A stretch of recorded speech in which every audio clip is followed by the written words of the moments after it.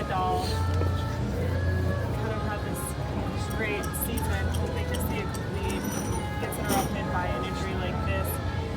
Just how challenging is that as a manager to see a player like that who had this great year kind of get plagued by injury yet again? Well, you hate to see that for a player, especially a young player who's, really, for me, came into his own this season. There's been a lot of development from David, I think from spring training, on a personal level, on a maturity level. And, to have this injury at this time of year, it's tough. I feel for, we all feel for the player. So, hopefully David, heals quickly from this, high ankle sprain and can resume playing at some point, as the season progresses. Is there any idea how long expected? No idea. These types of injuries vary in length of return. It's going to be at least a couple weeks. We're hoping for the best and a speedy recovery.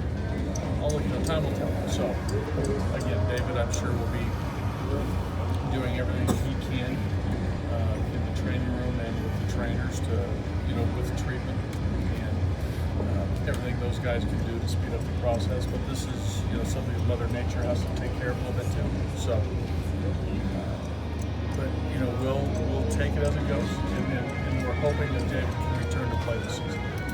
How much input do you think your guys' place in the standings will have on his return date as the year goes on? As far as if you guys maybe drop a little out of it or really start to get back, within a couple games, how do you think that'll affect? You never know. You never know. I mean, we've all seen, different types of runs from, different teams at various times of the year. We're hoping that we can, we win tonight and hopefully, get on some sort of momentum. So it's, that question really can't be answered. We have 25 active players. They all got to perform and contribute. We have some talent, on this club. And if guys, play together and contribute together, both if we pitch well and we hit, we can win games. That's our challenge. One of those 25 is Daza. What went into the decision? Well, we lost an outfielder. We're bringing an outfielder. I think with Daza, he's performed well in AAA. So, he's a guy that's, worked his way up through the system. He's been in a couple big league camps with us. He's a very capable defender. The bat came around a little bit this season in AAA. So, he'll get some playing time, and hopefully that, he gets a couple hits at the right time to knock in some runs. Hopefully he scores some runs, gets on base, makes a play in the outfield to save a run or two, and contributes. We need contributions from everybody. You've got several guys who played center field. How are you going to push who you put there? Well, tonight, Hampson's going to play. Tapia played last night.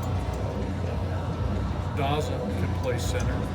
So I think those three guys, we'll probably keep Charlie in right, we'll keep Desi in left, and the Hampson, Daza,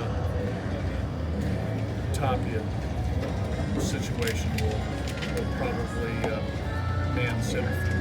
Is that dictated by matchups? Yeah, a lot of it could be depending on who's pitching on a particular night.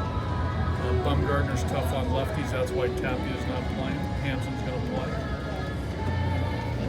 If somebody gets hot, somebody has a nice run of games where they're getting a couple hits a night, let's keep those guys out there. I think you have to keep your bench current, so guys will get starts at them play for long. So that it'll be such where we'll get guys enough at bats to stay sharp. But if somebody really gets it going, they're going to play. With Daza, I know it's been a small sample size in the majors, but how does he take the tearing it up that he's been doing in AAA and correspond that? Was it growing pains? Was it pressing in his first? I think he mentioned to me that he pressed a little bit. He was a little bit, in awe of the big leagues early on. Those games in San Francisco, a few games here. You're right, a small sample size, but hopefully that experience will help him this time around. All right, I have a weird rules question for you. Okay, hopefully I can answer it. So last night, after McMahon got a base hit, Tapia hits grounder at second baseman. Jeanette doesn't field it cleanly, gets the out at first base. Not an error. The run comes No. around. As a pitcher, there's been some talk about this. Can we continue to say you can't assume the double play? Yes. That's a tough earned run. You say no, you can never assume the double play. You can't. I think that's proper scoring. You can't assume it. I mean, that's definitely been the rule, but I mean, the other, because there's also talk about getting rid of the error altogether. What do you think of that as a pitcher? I don't like that at all. I think you should be. That should be evaluated. It should be analyzed. We analyze everything else. Right. Why? Yeah. I think, yeah. And I still like the win. Right? Now I got Why it do the going. standings always have a win in it, and the team with the most of Yeah. those, the most in that column, Yeah. wind up going to the postseason? Yeah, I still like the win. And granted, there's some. I like the win as it relates to the starting pitcher. But you analyze those too, right? You can analyze it. You can analyze anything. You don't have to take it so it's the win, it's gospel. Well, It's it's the like- win, but it could be a vulturized win. But it's like people say, well, he gave up 5 runs in 6 innings and still got a win. Well, so take away the loss because John Gray lost the game 1-0 and he got a loss. Right? I mean, if you worry about the win, what about taking away losses? Kyle Freeland got a loss the other day. Won under. What about the save? Yeah. Care about the save as a stat? I like the save too. Again, that could be analyzed. That's why you really Tough critique. saves, You could, tough saves. well, yeah, you can break it down. But yeah. Like I said last night, I do think there's something about it. And a lot of people don't agree, but I think the 9th inning is different than any other inning. That's just me. And ask pitchers who pitched in those in the 9th or the 8th or the 7th or the 5th. That's just me.